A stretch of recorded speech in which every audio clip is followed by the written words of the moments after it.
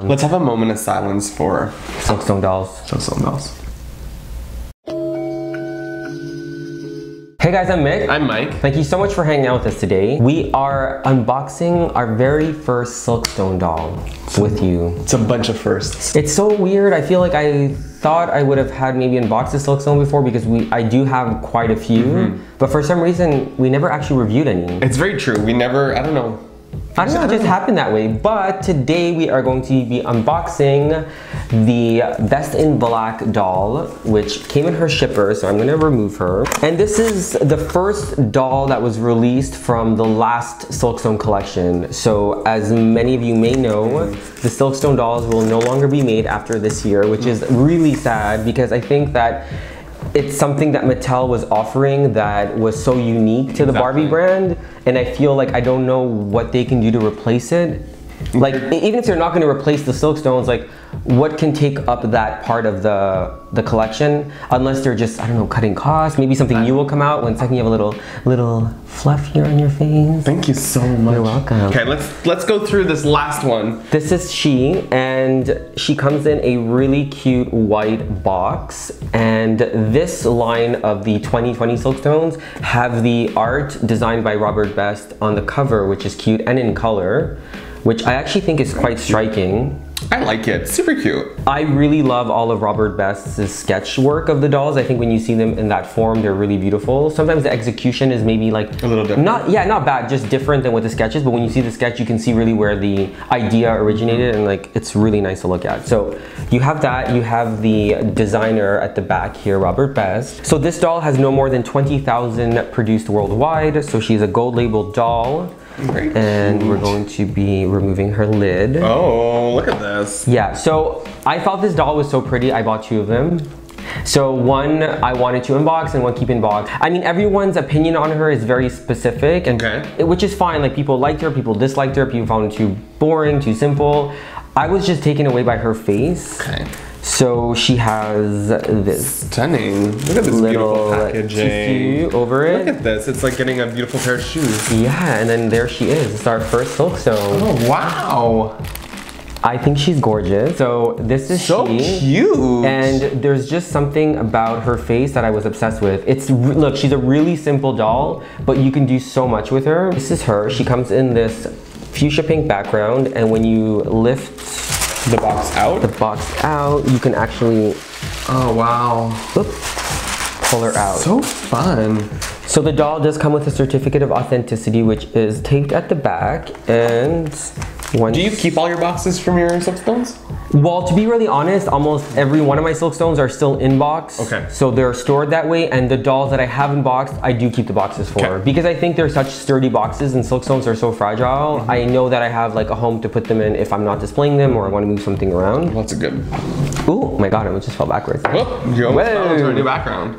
Yeah, I almost fell into our holographic brick wall. Like, feel the weight of the stand, how heavy it is. Oh wow.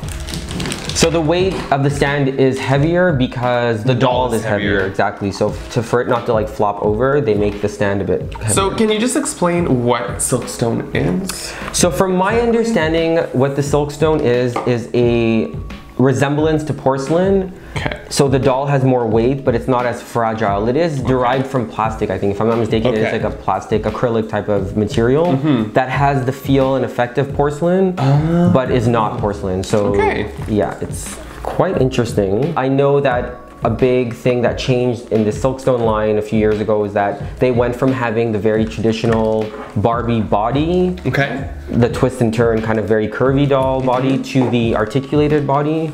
And that was like a big miss with a lot of Silkstone collectors. Why was that a miss? I think, well, we'll do a comparison, I think, in another video, because for you to see the... I've never heard you'd of have to these see things both before, of them together. I don't know if it was... I'm okay with both. I do feel like the curvier Silkstone body has a really nice look with the clothing. They wear the clothing a lot better.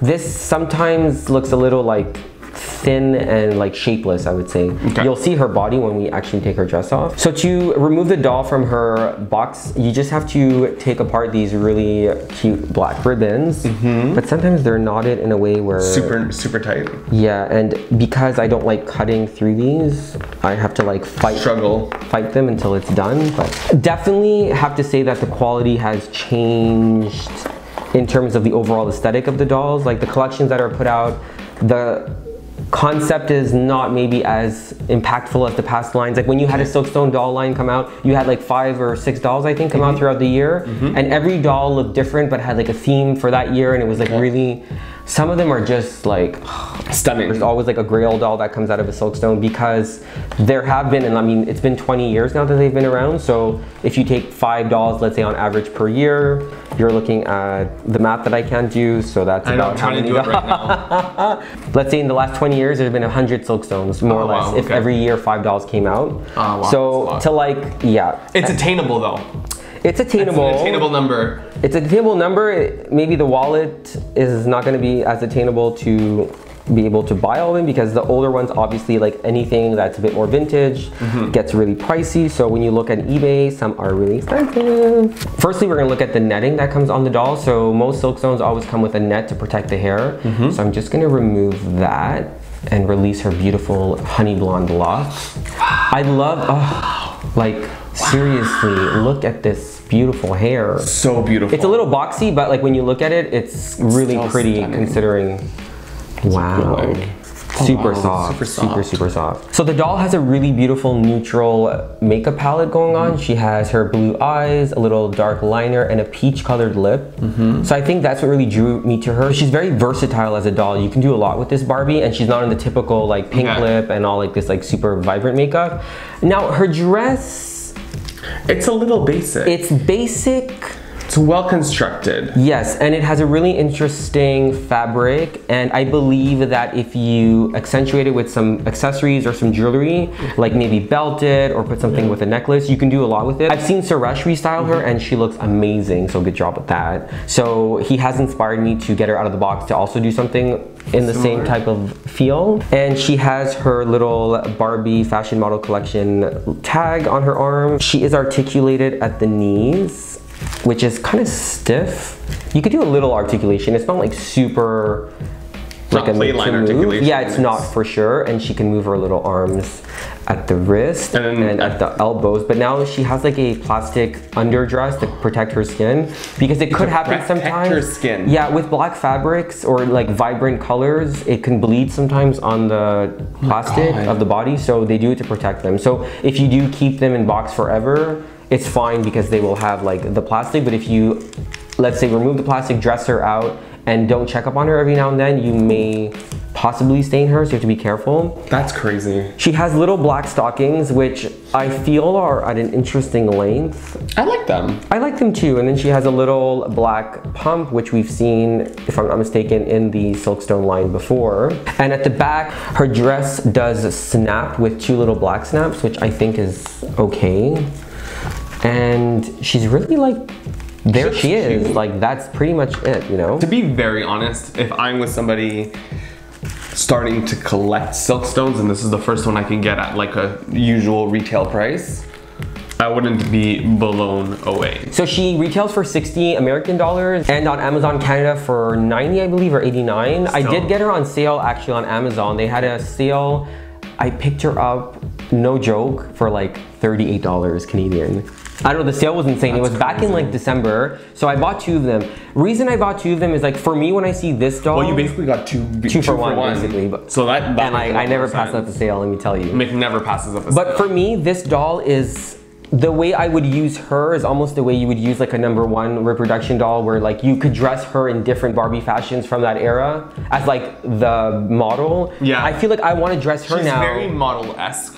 I have like a bunch of reproduction outfits from like the 60s, I would say. And instead of wearing them on the #1 reproduction dolls that we've seen so many times, I'd actually like to use her as like the #1, I guess, and try those outfits on her. So that's why I wanted to get a second one. No, it makes total sense. Yeah, and you put her on. I'm just saying that if I had to buy, like if you were like, oh my god, yeah, this is amazing, like buy a Silkstone, and then I'd be like, this is what I got. You do always need a little black dress, so I think you always do need a little black dress. So guys, this is our very first Silkstone unboxing, and it may be like one of our last because I will be, actually no, maybe we're gonna pull out some vintage ones. There are a few more coming out. There is the Best to Tea doll that came out a few months ago, which I think is beautiful. I'm on the lookout to buy her. She is one of my favorites. She's gorgeous. Mike saw her and also agrees she is one of my favorites. Super pretty, so I'm excited to get her. So guys, if you enjoyed this video and want to see more Silkstone and Barbie related videos, make sure to like, comment, and subscribe, and follow us on Instagram at Mick and Mike, and we'll catch you guys in our next review. Later.